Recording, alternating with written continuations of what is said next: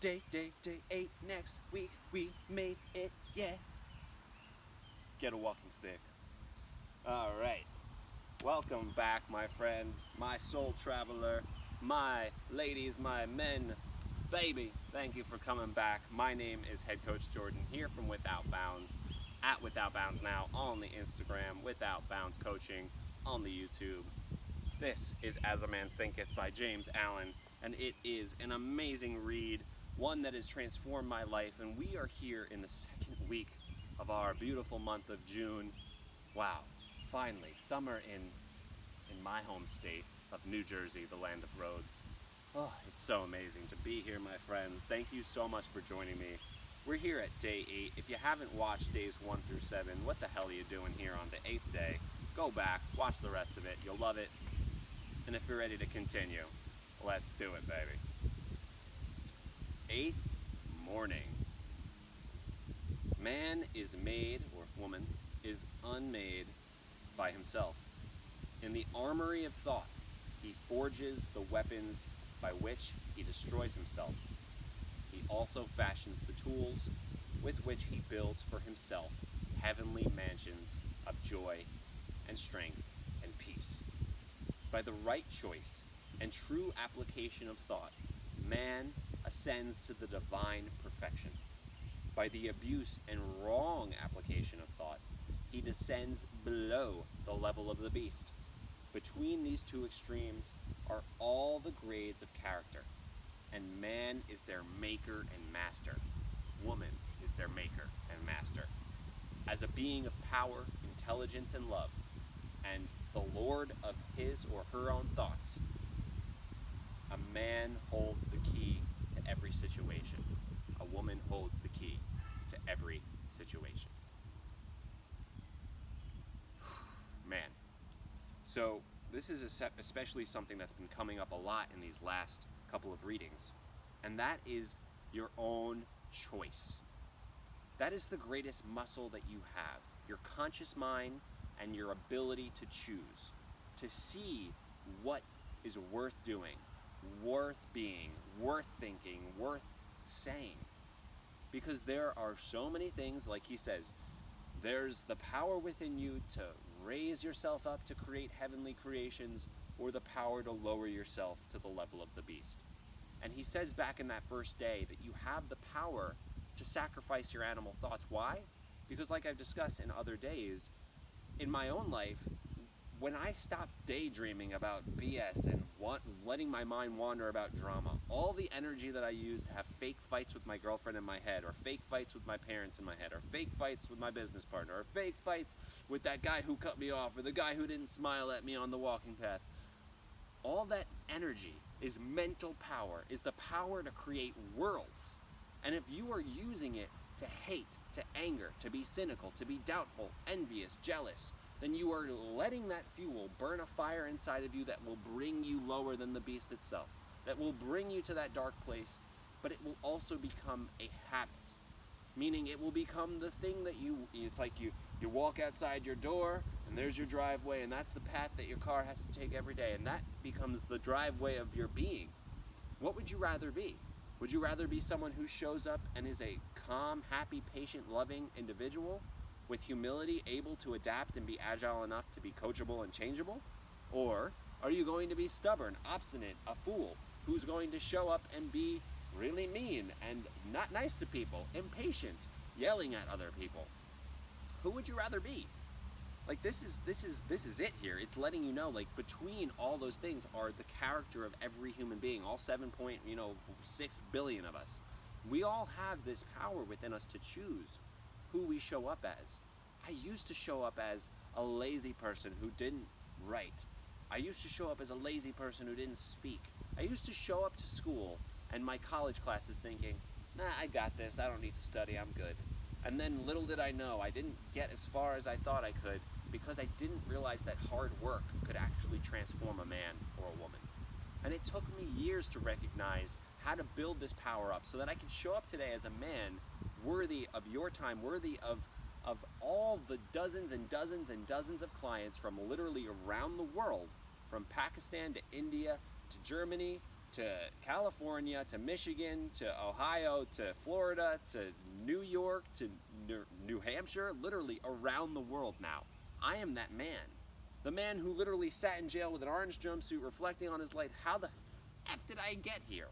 Because I was choosing the level of the beast. I was choosing to lower myself, hanging out with people who didn't care anything about me. Hanging out with people who didn't care about where I would go in life or succeed. Hanging out and having thoughts about myself and about life of anger and disappointment, not realizing that I could change everything in my life. You can change everything in your life when you don't have to be at the level of the beast anymore. Look around you. There are many of us out here choosing the level of the beast, choosing to lower ourselves. But this is where we can come together. Here at Without Bounds, we want to heal, uplift, and empower as many beings and creatures as possible, baby. So join us. If you want to join us, just let me know, because we are here to grow together. Follow us. Stick around. Enjoy the power that we have together as a community to grow and heal, uplift, and empower as forever students. Let's keep going. Eighth evening. Whatsoever you harbor in the inmost chambers of your heart, the 4 chambers, will sooner or later, by the inevitable law of reaction, shape itself in your outward life. Every soul attracts its own, and nothing can possibly come to it that does not belong to it. To realize this is to recognize the universality of divine law. If thou wouldst right the world and banish all its evils and its woes, make its wild places bloom and its drear deserts blossom as the rose, then right thyself. Whew! Ah, my God. Here we go. Let's just, we got the nail in the coffin, and let's nail it down even deeper, my friend. Whatever you harbor in your heart, whatever you're feeling towards, look, I know people who have died not forgiving, and that sucks. It sucks to see that they went through their entire lives not realizing that they could let go and be at peace with those around them. If you harbor hate, grief, aggression, trauma, pain in this heart of yours, sooner or later, it will manifest physically, whether it's a sickness in your life or in lack of relationships and connections. It will manifest emotionally as panic, anxiety, as depression, as anger and hostility and impatience and doubt and cynicism and envy and jealousy, all the freaking things. And it will sooner or later shape itself mentally in your life as thoughts of, I hate this person. I hate when this happens. Oh, F that. Oh, I don't like this. Oh, this sucks. It's like constantly seeing the negative, having that catastrophizing negative filter on things that the ego loves to have.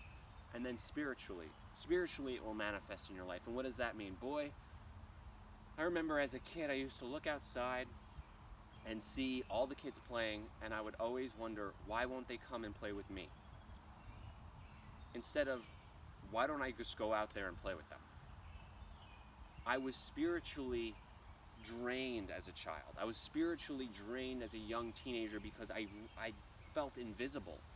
So I was holding invisibility in my heart, and I thought, well, they just don't see me.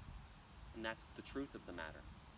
When in reality it was, I was harboring in my heart and repeating over and over that I was invisible, unacknowledged, unseen, instead of saying, what can I do to make myself seen? What can I do to go out there and have fun and play and enjoy life and share laughter and goodness? No. So every soul attracts its own, meaning you will have brought to you what you need to learn your own truth. That is deep. That is a hard thing to hear. It is a hard thing to say, because you might be saying, Jordan, I'm trapped somewhere in, like Syria, and I'm in a bunker and then being bombed. Are you saying I've attracted my own? Look, there's a certain level of randomness to life that I can't control. There are people born in Africa with AIDS. There are babies born with cancer. And it is hard to say why God or why the universe or source allows for things to happen. Part of me believes that, why not? If we live in an infinite universe of infinite possibilities, then that means there's probably millions and billions of Jordans all simultaneously revolving and existing. and one of them was born with cancer. One of them was born without an eye. One of them was born with awful teeth. One of them was born a bigger asshole than I am. One of them was born a saint. And if you are someone suffering, you are the one version of you who has this one unique experience. God, the divinity, source, the universe, is allowing you to have this experience in your own unique, powerful way. And he or she is asking of you, realize that it's here for you to see the truth underneath it all. To recognize that if you want to make this world a better place, you have to right yourself physically. You must get stronger with whatever physical limitations and power you have. You must get emotionally stronger, tougher, get thicker skin, be more resilient, and not just blow over, not think that every hurtful word is going to destroy you. No, not all speech is violence. No, by realizing that not everything people say can affect you. You don't have to let it if you choose. And then mentally getting stronger by thinking strong thoughts, by being resilient. I used to think of myself as doubtful, weak, incapable. I'm not capable, that's not me. No, I've had to overcome that. I had to stomp that crap out and become a better man, become stronger for it. And you can too. And spiritually, if you're going to right yourself and bring abundance into your life, it means sitting in nature. It means revamping your connection to the spiritual and the mystical. And I'm excited to let you know, to let you know that we are going to be rolling out great content to help you contact the mystical, to help you really bring the mystical into your life and make it an everyday thing. But I'm super grateful that you've been joining me here on these days. This was day 8 of As a Man Thinketh. This is deep stuff, my friend. And if you have any questions about it, just let me know. Because I want you to get the most out of what we're sharing here and get the most out of your own being. So wherever you are in the world, I may be here in New Jersey of the United States of America, but I am here to serve you wherever you are. I'm here to help you, and Head Coach Jimmy is here to help you overcome whatever obstacles you have to creating an abundant life, a life of peace, a life of mystical beauty and wonder. Because you are a forever student, and that's why you are here, and we are a team, baby. So let's rise together. Thank you for joining me here for day 1 of the next week, day 8. I'm so proud that you've come this far. I'm grateful, and I congratulate you from the deepest level of my being for continuing. Come with me on this journey for day 9. I'll see you tomorrow. Like, share this video, save it if you loved what's in here, share it if you want others to hear it, and I love you so much. Be well.